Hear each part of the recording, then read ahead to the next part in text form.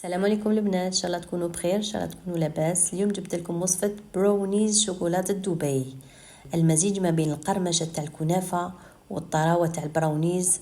يعني وصفه تستاهل انكم تجربوها. اذا عجبتكم الوصفه ديروا لنا جيم، اشتركوا في القناه وفعلوا الجرس باش يلحقكم كل الاشعارات. نبداو بالبلاطو ديالنا. عندنا بلاطو تاع 20 على 20، نديروا بابي كويسون ونحطوه على جنب. هنا المرحله الاولى نجيبوا فيها 200 غرام شوكولا نواغ، تحبي ديريها نص بالحليب ونص نواغ عادي، ونزيدوا لها 125 مارغرين ونحطوها في الميكرووند تذوب، ولا على حمام مائي ونحطوها على جنب تبرد. عندنا مقادير تاع العجينه، فيها 180 غرام سكر بني نورمالمون وانا درت ابيض، 3 حبات البيض، فانيليا، قرصه ملح، 130 غرام فرينه، و20 غرام تاع كاكاو، و50 غرام جوز. في الغيسيبيون ديالنا درنا 3 حبات بيض، زدنا لهم 180 غرام تاع سكر، يجي كاس الا ان دوا، ندير لها ملعقه فانيليا، رشه ملح، وندرب بالباتور. ندرب يعني قسم ما يدخلوا كامل لي زانغريديون في بعضهم، ماشي بزاف. نقدروا نستعملوا الفوي ولكن بالباتور افضل. هنا زدت 3 ملاعق زيت، ونزيد نخلط بالباتور لمده ما دقيقه هكذاك. فوالا، نحبس الخلط ديالنا وندخل درك الفرينه اللي قلنا 130 غرام فرينه و20 غرام كاكاو.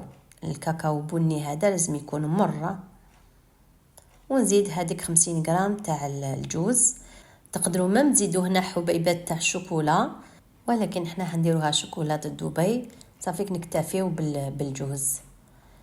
ومن بعد نزيدوا هذيك الكميه تاع المارغرين وهذيك الشوكولا تاعنا اللي كنا ذوبناهم، وندخلوهم هكذا بلا سباتول حتى يتجانس كامل المقادير. هاي ليك تولي شغل معلكه، تحسوها معلكه لاباط. نجيبوا المول تاعنا اللي كنا وجدناه هو الاول، وسخنا الفرن على 180 درجه من قبل، نسيت نقولها لكم. فوالا، ونحط الخليط تاعنا في السنيوه ونسقم مليح، نلحقوا كامل الجوانب، نخبطها هكا شويه ونحطها في الفرن لمده 20 حتى 25 دقيقه على فرن 180 درجه.